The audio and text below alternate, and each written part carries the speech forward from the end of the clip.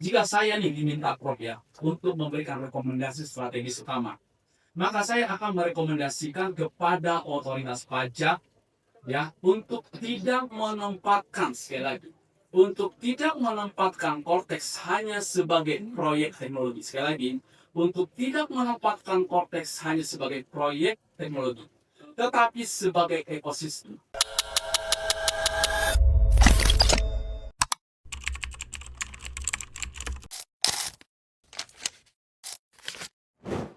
Temuan saudara Convenius bagi literatur internasional. Tadi saya lihat saudara sudah memaparkan di awal bahwa ini sudah dipublish juga di literatur internasional, Ya, betul. U3, dan juga sudah dipaparkan dalam konferensi internasional di Thailand maupun di Jepang. Di Jepang ya.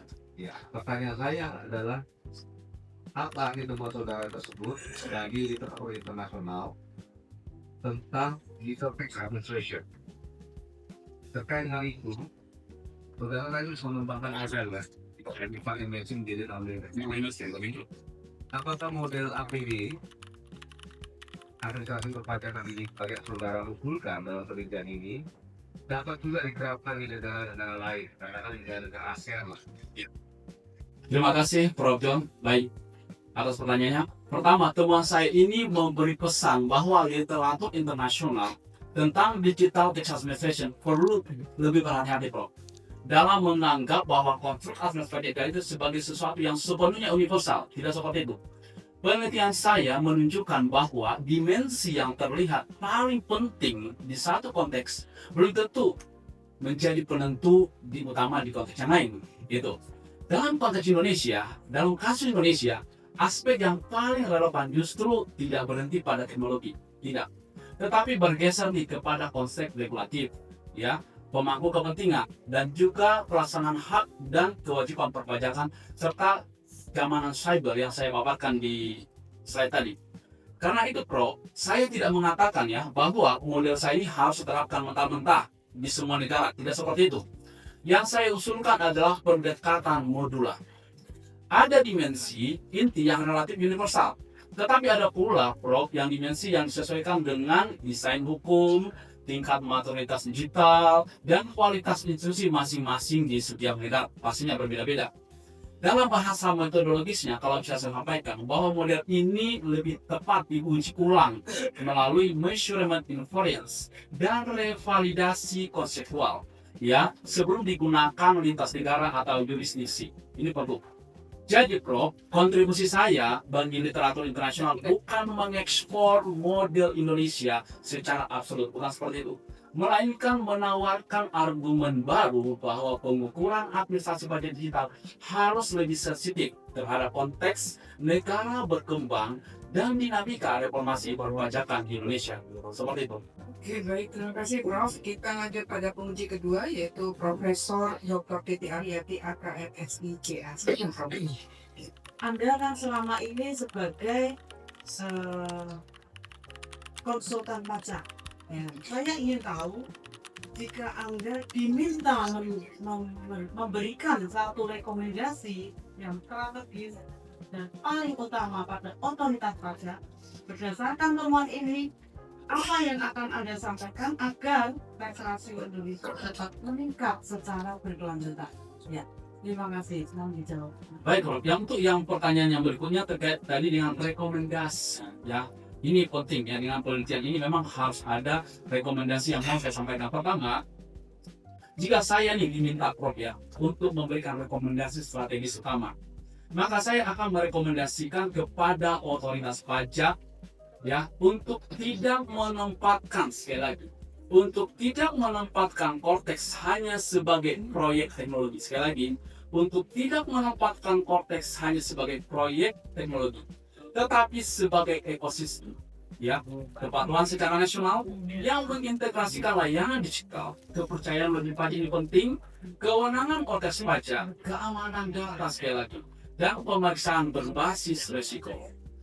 Dan rekomendasi utama apa nih yang mau saya sampaikan sebagai peneliti? Saya merekomendasikan, Bro, memperkuat pendekatan berbasis resiko terkait dengan digital tax administration, yaitu sistem administrasi pajak digital yang berbasis data. berbasis data, ya, aman, ya, transparan, ya, dan terhubung langsung dengan pemeriksa pajak yang selektif dan juga yang kredibel. Terima kasih. Saya ingin menyoroti dari dua dimensi bahan itu, ya kan? Yang ditambahkan tadi dua dimensinya. Pertama adalah pelaksanaan hak dan pemenuhan kewajiban perpajakan dan juga manajemen risiko dan keamanan cyber.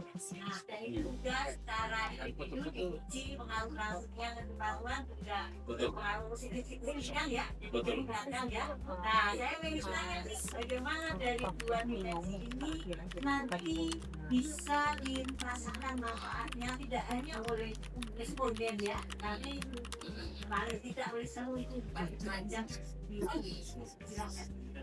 Oke, baik. Karena ini penelitian ini sampelnya hanya dari IDX. Tapi saya berharap, Prof, ya saya berharap dengan penelitian yang saya lakukan ini, para peneliti lanjutan itu melanjutkan penelitian saya. Ya, apalagi kita bisa melihat bahwa Vortex ini sudah 100% dilakukan sampai hari ini. Pastinya, ya, saya menduga persepsi, ya, pengalaman daripada wajib pajak ini udah berbeda.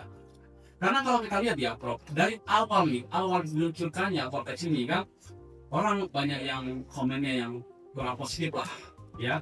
Tetapi seiringnya berjalannya waktu, DCP pun kan melakukan perbaikan yang berkelanjutan. Sehingga pengalaman mereka di dalam mengaplikasikan Vortex ini pastikan sudah berubah. Jadi abaikan nih, Prof, kita lakukan riset, kita sebar proses hari ini.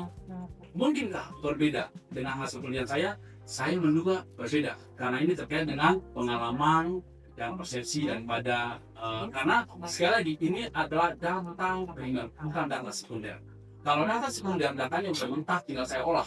Ini data primer, ya, yang bisa berubah oleh waktu dan juga oleh faktor-faktor yang lain. Seperti itu jawaban saya. Berdasarkan hasil rapat yudisium sidang terbuka promosi doktor pada program doktor ilmu ekonomi dengan mempertimbangkan prestasi, ketekunan, ketelitian, kesungguhan, serta semangat promovendus dalam menjalankan proses pendidikan, maka dengan ini diputuskan Sabar Pardamean Lumban Tobing dinyatakan lulus dengan predikat cum laude.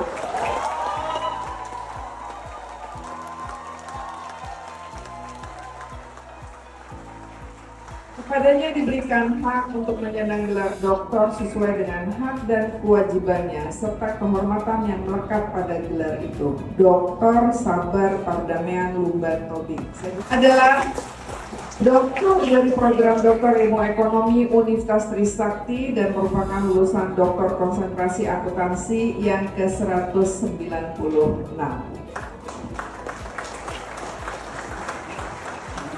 Penyerahan surat keterangan lulus yang akan diberikan oleh Ketua Sidang, Profesor Dr. Yolanda Masnita Siagian, MM, CIRR, CMA, CPM.